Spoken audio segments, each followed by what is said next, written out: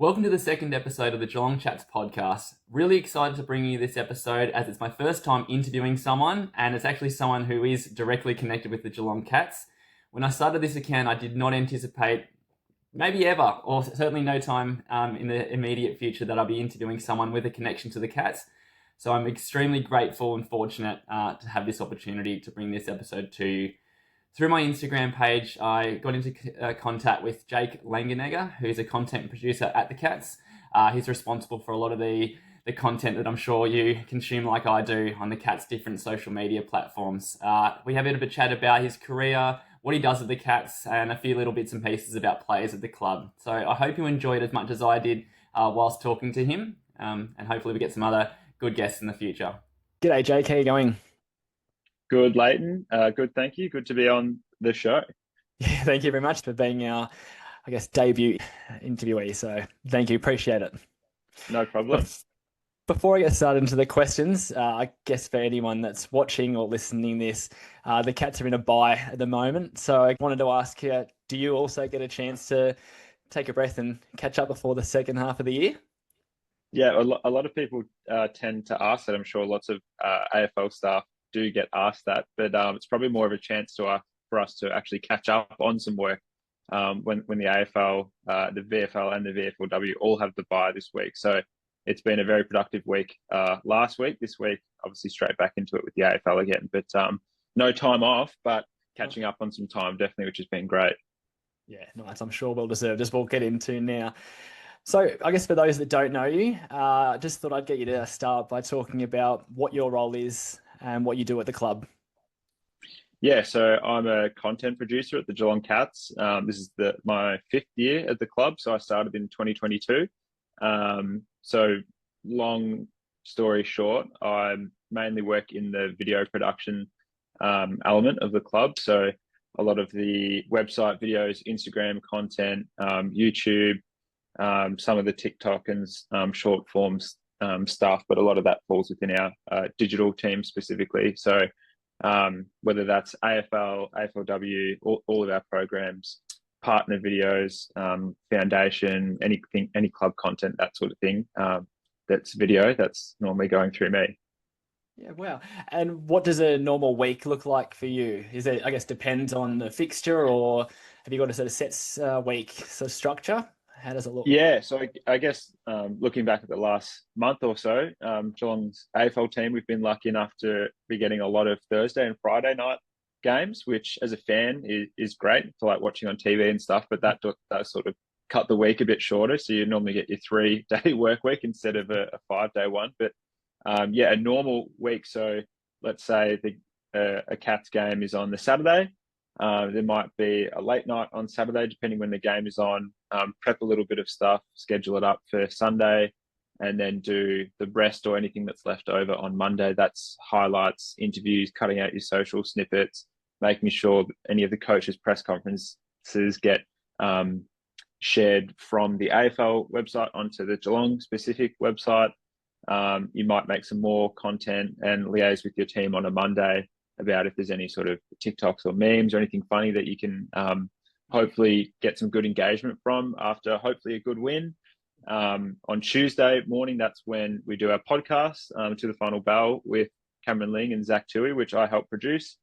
There might be a player press conference as well on the Tuesday morning as well normally. So you sort of have to be nimble shoot-wise. Like you can just be at your desk editing, but there's always things on the go. Sort of every day you're normally filming stuff. And Monday, Tuesday, normally the footy heavy days where you're capturing or editing things from the game or things relevant to the game. And then from there, it turns attention pretty quick towards the next game, obviously, whether that could be Friday or Saturday night or Thursday, which is a quicker turnaround. So yeah, Wednesday, Thursday, Friday could consist of Scotty might have his presser or another coach might have their presser. Could be any number of partner shoots or sponsor shoots or internal captures that we do within the club, any of those days. So just sort of spreading your week out and definitely keeping you busy, sort of doing a shoot and editing a couple of other things on any given day. So there's no real, I mean, there's a rough sort of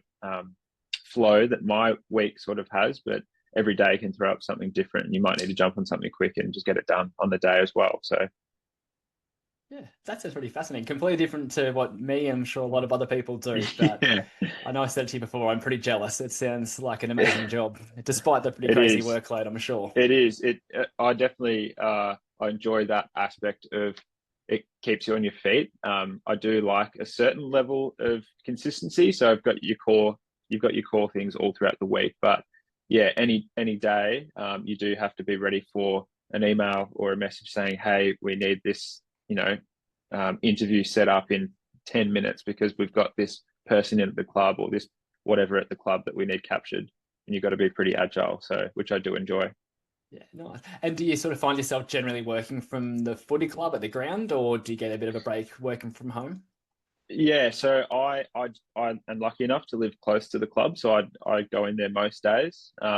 We are encouraged to work from home where we can, but just with obviously our big video files and connecting to an internal server and all that sort of thing at work, just for efficiency, I work better at the club where I can just be hooked straight into the club's internet, that sort of thing, and have all the server stuff sorted. And if I do work from home, I'll normally like copy everything to a hard drive and take something home. But that's if it's a pretty cruisy week. That's probably more so when no footy is on in the off season, where I can take stuff and just do one thing or two things at home on a Friday or something like that. So it's pretty flexible in that regard, but I certainly do like coming into the office and being more efficient there.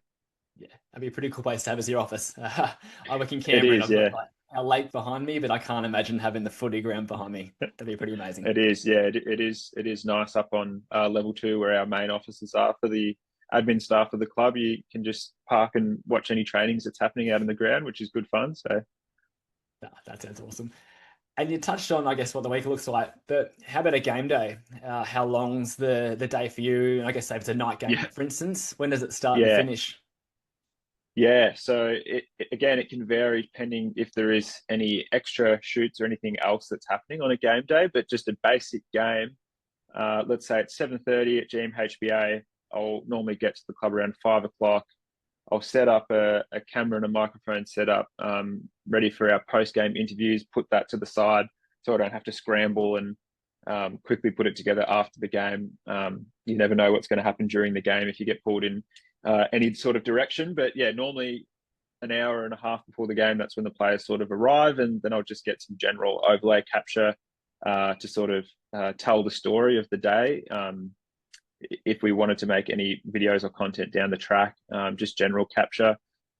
Really, the pre-game rooms, nothing much happens. A lot of players just do their own individual sort of stuff, but from a content perspective, we're just capturing what we can. But really, once they go into the team meeting, and then 15 minutes before the bounce, when they come out and they do their main formal warm up, that's when the action really starts happening. And I'll film a lot of that. I'll normally run out with the team, either behind them or at the top of the race and film them coming out.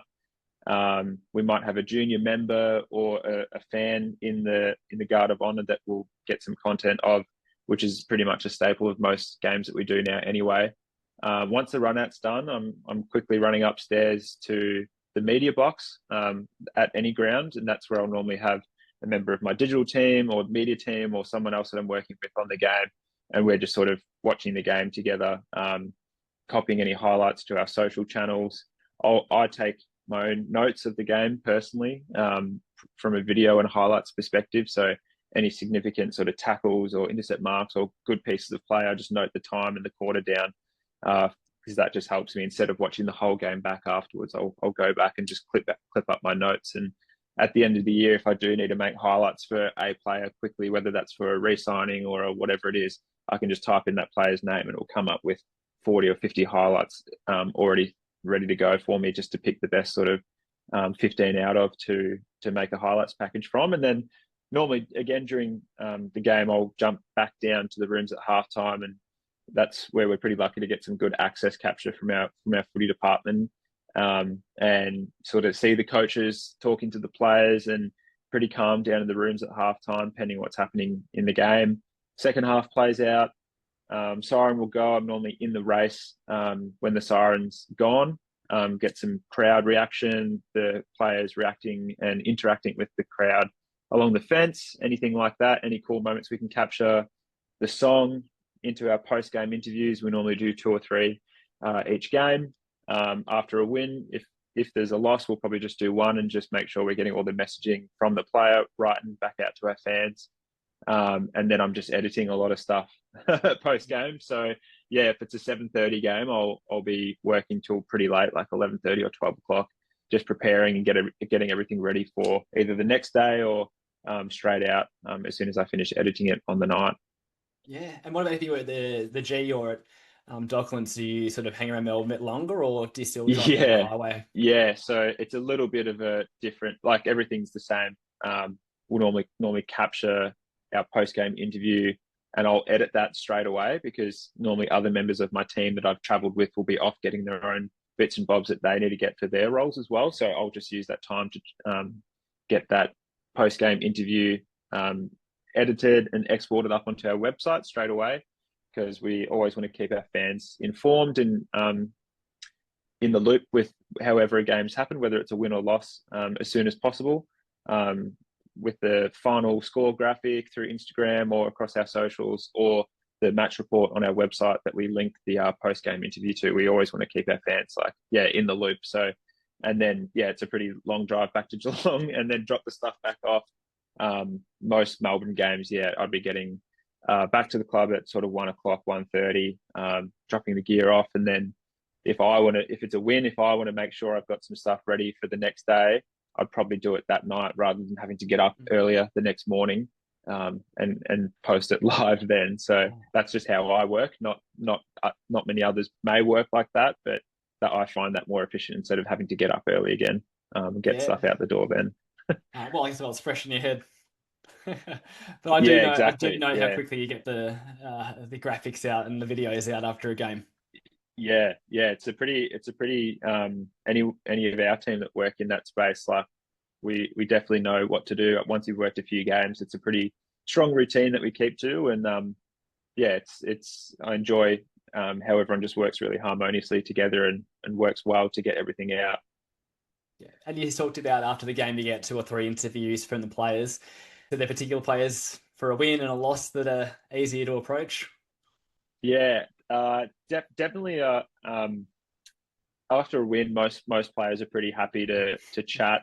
Unfortunately, when we do lose, just something we do at the club, we try and speak to one of the senior players, just to control the narrative about what happens, because obviously, losing is part of footy, and everyone is fine with it in terms of like that work scenario. But obviously, the fans might see things differently with how things may have happened on the field. But normally we do get a senior player like a Tom Stewart or a Mark Blitzarves or a Zach Guthrie, just to have that real sort of strong message point that comes through after the game. And we do joke around with them a little bit. We do get them a lot after losses, so we've been trying to share the love and get them after some wins as well. But Sean Mannor's really good value after a win. Jez is always happy to have a chat. Lawson and Connor O'Sullivan, a lot of the younger players, especially after a win, they're happy to sort of get their moment in the sun. There are some players that just are happy not to do media. They're happy to just do their footy and sort of chat with their family and friends after the game. So we always want to make sure we're respecting that as well, and just sort of keep in the back of our heads who we've had in recent weeks, just so we're not asking too much of them post game and letting them actually enjoy their time in the rooms as well. So 30 players see you coming and head to the other rooms? No, most of them are pretty good. I guess that's something my team take a lot of pride in, is building those relationships with the players and sort of knowing if we are in a particular situation, which players might not want to be asked the question of, would you like to be spoken to, or that sort of thing. So I think, in that moment, us and the playing group have a pretty good relationship there. And we do our best not to ask players that might not want to be spoken to in that moment. But generally, all the players are really good. So it would have to be a pretty bad loss or something pretty bad to happen for a player to say no. But if we probably wouldn't have even asked them in that point, we would have already sort of vetted or checked that. Cool. And in terms of the game day, you talked about how you sit in the media box taking your notes. Is it hard to make a shift from being a footy fan watching the game to, I guess, just being in work mode? Yeah, it is. I mean, obviously, I'm a Cats fan, so you are pretty busy with your work, and there's a lot of times where you'll just be head down on the laptop doing something, and a goal will go through. You'll look up and register it, and just look back at your laptop and sort of not celebrate. But definitely in close games, the work stuff sort of comes after a bit of a celebration. You just do a little silent fist pump or something, and try and keep it pretty contained in the media box. I've only had sort of one moment where I think I like banged the desk. It was up in Sydney a couple of years ago where we drew. I think it was Nick. Oh no, it was.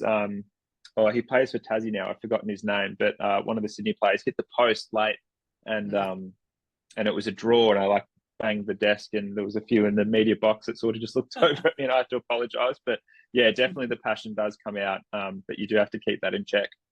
Yeah. And you did say you're a Cats fan. Did it take you long when you started your job to see all the stars around there and realise that this is your workplace? Yeah, it honestly it still doesn't wear off. Every day I come in, and I, whether it's consciously or subconsciously, I do feel very lucky to be working at the club that I support. But when I first started, I did have to make a conscious effort just to keep a pretty level head. Joel Selwood and Tom Hawkins were my two guys that I watched a lot of when I was sort of growing up, and really into my footy. So to be able to work with Joel in that 2022 year was really special, and then Hawk for a little bit longer was amazing to be part of. And I think you do build up a little bit in your head, like, oh my gosh, these guys are my idols, or they're my favorite sort of players, sort of thing. But once you do meet them, you sort of naturally get brought back to earth a little bit in a good way, because they're just good people. Everyone's just a really good person there at the club, and the players are no different. Definitely on field, you do think, oh my goodness, like that's my guy again. But when you are working with them, whether it's a shoot or an interview or something like that, you get brought to a really neutral space with a lot of them pretty quick. And I think that's really beneficial for both parties. But for me, definitely, it was something that happened pretty naturally. I was still thinking I was very lucky, but was happy just to be working with people like that at the club. And there's still times where you see legends of the club rolling through where you still find it hard not to get a little bit starstruck. Yeah. Well, probably, like, as I mentioned, like I worked with Joel and Tom, but probably like Joel and Tom were always my favorite. Probably my absolute cult hero was James Podsadley, and he does come to the club every now and then. So when I do see J Pod, I do still get a bit like, oh my goodness, that's James Pod. He was like one of my absolute favorites. So he doesn't have a formal role with the club, but still comes down occasionally and sees some of his former teammates and that sort of thing. So I've chatted to him a couple times, but yeah, definitely there were some moments where, yeah, you sort of feel yourself becoming a fan again. So No, that's cool. And you mentioned you do the podcast. How's that working with Cameron Ling every week? yeah, And Tui, of fantastic. course. Zach Tui's joined this year after Meg McDonald was the co-host with Cameron Ling last year, and she obviously retired and has moved on to another role in the media up in Melbourne, which is fantastic for her. So I've sort of done it with 3 or so years now with Ling in. He's just an absolute gentleman and a lovely person, and that's probably one where I sort of catch myself every week, like, oh, Cameron Ling is just someone I work with, which is pretty cool. I get to see him every Tuesday. And Reg has been a great addition this year. We have a lot of fun on that show, but again, that's another really important way that we can connect with our fans and our members, and get some good messaging back through them, and have some fun. And Lingy's so good. He's such a professional at, if we have had a bad loss or if we have had a loss, just bringing everyone back to a pretty level playing field and not blowing up too much. We've had it pretty good as a club for a long time. So losses are just part of the game, and sometimes they happen and sometimes you win. But when they do happen, I think Geelong as a club and as an organisation have dealt with them pretty well. And Lingy is a real pro at reminding everyone of that. Yeah, completely agree. It's a good podcast, not just because you have a bit to do with it, but I agree. Yeah. Win or loss, Lingy is very measured, Yep. level-headed, and yeah, very easy to Yep. listen to. So I know you talked about the content that you produce, and I mean, a little plug for you. I had the Carlton Dry promotion you put together with Paddy and Jezza the last few weeks has been really good to watch. Is that a particular highlight, or are there any other projects you've done that you've really enjoyed? Yeah, so that particular video, I didn't have a lot to do with. A couple of other members in our team, Jesse and Harry, mainly put that together. But that is a good opportunity, or a good example, I guess, to sort of show that the partners and the sponsors that we do have at the club, they are pretty flexible a lot of the time in allowing us to put some of that content together. Um, we do get to have a lot of fun with certain ideas that pop up relating to different sponsors and partners. So that one in particular was very good fun, and I think once you sort of show them the idea and they really get into it and they get behind it, a lot of that, from what I'd heard, was stuff that they just improvised or added themselves, which was pretty funny. So yeah, there were some funny moments we've had this year. We did another one with Tom Hawk. I'm pretty sure it was Tom Hawkins for our fixture video as well. That other members of our team were involved in too, and stuff like that is really enjoyable to put together and just have some fun with the footy stuff, because it can be pretty serious a lot of the time. But to put things together like that, sort of connect with your fan base as well, is always good. So Yeah, nice. And with the sponsor ones in particular, do they nominate which players they want, or do you pick, or how does that work? yeah, so for different partners and different sponsors, there might be different levels of player they might be looking at. Obviously, there's a lot of our players are really good players in the wider terms of the league, but your marquee sort of players are your Danger and Jez and Tom Stewart, that sort of thing, and Bailey Smith. But there will be some requests, I guess, from partners, but a lot of it does just come down to player availability on the day, or like injury, that sort of thing. If things pop up that they were scheduled for, but they then can't do because they might be planned 3 weeks ahead, that all comes into it sort of on the day. But we do get a lot of input on. We might have a meeting and say like, "Oh, love this idea, but we think this player might actually be better for it because of their different sense of humor, or they might be more aligned to that partner or sponsor," that sort of thing. Cool. And with the videos that you make, and I know other clubs have a bit more freedom, do you sort of have much autonomy, or do you have to follow some set guidelines on what you do? Just like general content, not like partnered or sponsored stuff. Oh, I guess everything in general. Does the club sort of trust you to do the right thing, or do you have to follow a Yeah, set procedure? yeah. I mean, us as a marketing team at the start of the year, we sat down and had some really good conversations about our brand, what are the key pillars that sort of hold that brand up, and how we'd want to represent ourselves out to the wider football and wider community in general. So there's a really good level of trust there within our team, of that those that are making content and putting it out know what we are trying to say behind that content. And Geelong as a club obviously is a pretty traditional club, but I think this year we've been having some more fun with stuff, trying different things that we might not normally do, but still keeping that humility as a really strong pillar behind what we do. That doesn't mean we can't be cheeky with things, but we always want to be humble. And yeah, you look at other clubs like GWS or Hawthorn, which we were talking about, and some of the content they produce is fantastic and really good for them. But I just don't think it would translate to the Cats. I don't think it would translate to our supporter base necessarily. We're always trying to get younger members and younger fans in through the door, and that's been a really natural progression. We've seen a big jump in a younger membership base this year with players like Bailey Smith and Lawson and Connor O'Sullivan. Ollie Dempsey's been a really big fan favourite for that younger demographic. So sort of leveraging your playing group to bring in those fans as well. But yeah, in general, there has been a really good trust. And I think right now we're in a really good space of we're all locked in together on what is sort of happening, whether it's win or loss or week to week, what we can produce and what will sort of rub off on our fans as well. Yeah, great. And do you keep a bit of an eye on the other clubs, or do you just tend to focus on your own backyard?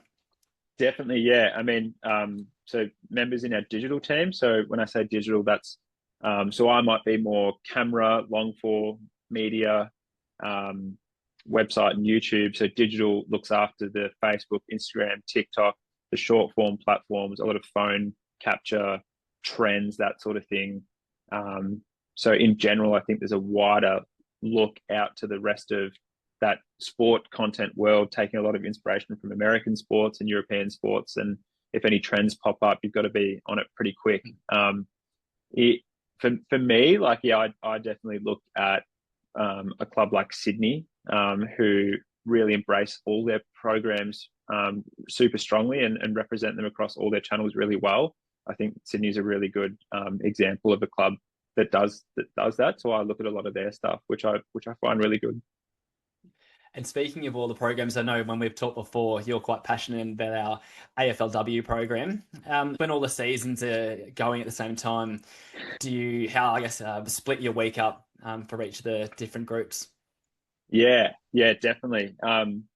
AFLW was really important to me before I started the Cats. Like, I remember sitting down and watching that first ever AFLW game, Carlton Collingwood and Darcy Vesio kicking 4 goals. And for me, it was just footy, like more footy, the better. But definitely when I started at the Cats, the AFLW program were really welcoming and have been really welcoming to any new starters that are involved in the program. So just felt a really strong connection with them straight away, and definitely wanted to help them. Obviously, because we'd not joined the competition to begin with in Geelong. We only started in a couple of years after the actual competition started. So helping push us up to a big club in the AFLW. And we saw that a couple of years ago. We were the number 1 team for AFLW membership, which was a really exciting thing to happen for our W space. And I mean, we talk about marquee players in the AFL, but AFLW, we've got, Becky, Nina, Ashling, Georgie Prasparkas. We've got lots of star power there, and leveraging off those guys to our fan base as well has been really exciting. Excellent. No, they got a good group of girls, and fingers crossed they make back to the finals this year. Yeah, absolutely. It's been an exciting off season with a few changes, but the girls are raring and ready to go. They nearly blew the roof off the place the other day. We had both the AFL and AFLW programs in on the one day, which we sort of try and stagger it a little bit. But yeah, it was pretty exciting to see both programs in at once, and the girls are almost ready to go. So yeah, can't wait for them to start.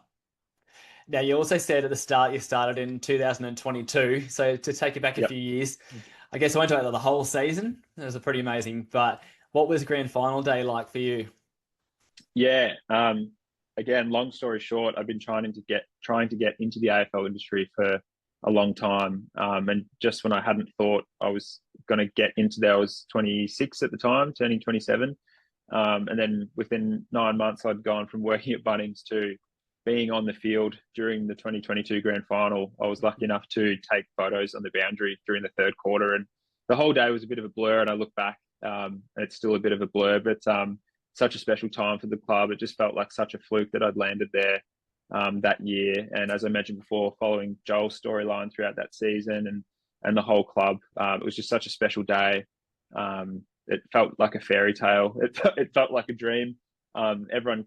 Everyone of my friends that sort of knew how much of a Geelong fan I was and that I got the job sort of said, "Oh my gosh, you've got the dream job," and that sort of thing. And for that day, it definitely was. And for a lot of other days, it is. A dream job doesn't just stay a dream job forever. You've got to keep working hard towards it forever. And as I do, but yeah, that day was so special. And really, I look back on that really fondly. Yeah. Did you get to spend much time on the ground with them after the game? I did, yeah. So obviously after COVID, that was the first game back at the G. So they just let every man and their dog out onto the field afterwards. So I tell this story occasionally, but I had my film camera at the time. And I emotionally, I was pretty good all throughout the day, but it was when the players were going up and getting their names called out individually and getting their medals handed to them. And I was taking pictures, and I think I was just using that to shield my face at one point, just for the tears flowing down. Obviously, getting through COVID was a pretty tough time for a lot of people, and for me personally, that was pretty tough. But to wind up on the ground on that day was really special. So the tears started flowing and they didn't stop. So the camera was a bit of a protection hiding my face, but it was just nice to there was sort of embrace my other team members that day and the players, that sort of thing. And then it was just like just crazy. 3 weeks after that, I don't think I watched the replay for 2 weeks because it was just so intense with work. We were doing cup tours and flying to Adelaide with the cup next to me in a seat on the plane, and we still had an AFLW season to finish off. So yeah, it was a crazy time. Yeah, no, great day. You weren't the only person crying there at the ground that day. Don't worry about that. Yeah. Now I can see. I assume it's a Tommy Hawkins Guernsey at the back there. Yes. You got much of a collection yourself? Yeah, well, that's sort of, I guess, where we touch base. I mean, I loved your page. I loved that unique aspect of what you were bringing to a fan page, I guess, if you could call it that. But that jumper aspect, I think, that's what players want to pull on when they get selected to debut. There is such and being someone who's captured that moment as well, seeing players pull the hoops on for the first time, it's so magical. And I guess as fans to be lucky enough to have our own sort of slice of magic, I guess, in our own house. So I was lucky enough to get a match worn Tom Hawkins Guernsey, not grand final, just during the regular season of 2022, which I got him to sign. And that's, one of my prized possessions. And I don't know if you can see too well, but I've got that picture in the middle. Yeah. That's a photo of me holding the cup in the rooms after 22. So I can send you a photo of that for more clarity. But the one on the left there, that's 2022's team signed Guernsey that my family got me for Christmas of that year, which was the first jumper I owned. And that sort of started off my little sort of jumper binge. I haven't got too many, but to own something like that as a fan is really special, and to sort of capture a slice of magic like that, I think that's what everyone wants to have, I guess, be a part of it. No, that's a great Christmas present, by the way. Yeah, it was great. It was great. My family thinks I get enough Geelong Guernsey, so I don't get anything like that. Now, you talked about your photography a bit outside of your work hours. Do you have a chance to sort of focus on that, or any other things you like to do with your free time? I mean, the last couple of years, I found it a bit difficult because I was being so creative and using a lot of creative work in my day-to-day work. I wasn't doing a lot outside of the club, but I've recently picked up film photography probably a couple of years ago, and I've found that is something I've really enjoyed outside of work, being a little bit more deliberate, slowing things down a bit and enjoying the actual process of taking photos and film with a Super 8 camera, rather than it's very run and gun at the club. Working in the digital space, you just shoot off a lot and pick the best picture afterwards, or the best clip afterwards. But being a bit more deliberate in that action, I've really enjoyed. So starting to build up a little bit more of a consistency, I guess, of taking film outside of work. Cool, awesome. Well, look, that was everything. I don't want to hold you up any longer. I honestly probably could talk to you for longer than this, but I certainly do appreciate that you gave up your time for me, and hopefully a few people, or a lot of people, to listen to this. It's something we don't get very often as fans, is access to people that work at the club. So thank you again. I know I've said it a few times to you separately, but really do appreciate the chance to talk to you. Not at all. And yeah, like we said on the phone the other day, being such a big fan, I've never sort of forgotten how lucky I am to be working at the club, and to be able to share that as much as I can with others is something that I felt to be really important to me. I've got a lot of friends that are Cats fans or that sort of thing. So where I can share these moments with other people too, I've always really enjoyed that as well. And I did speak to you about this on the phone as well. That jumper aspect that you're doing so well. I picked this up on Marketplace the other day, which I couldn't believe, which is just an off the shelf. It hasn't got a number or anything. Yeah, that's all good. A 2008 Clash. I don't think it's exactly 2008 because it doesn't have the gold logo, but I always loved that Clash design so much. So I couldn't believe that I just picked that up at Marketplace the other day. But I think that's something, your channel is doing really well. And again, showing that excitement for the different eras that people have supported the club too. So going back to probably 2008 was the year I really started following the Cats, when I started high school as well. So thanks for having me on. I'm looking forward to seeing what what jumpers you've got coming down the pipeline and who else you speak to. So Yeah, thank you. Well, hopefully a few more people now that you've broken the ice and a few people might follow suit. yeah, no worries. Yeah, thanks for having me on. It's been great. No, thank you. And keep up the good content. I will. Thank you. Cheers, Jake. Thanks, mate. Bye.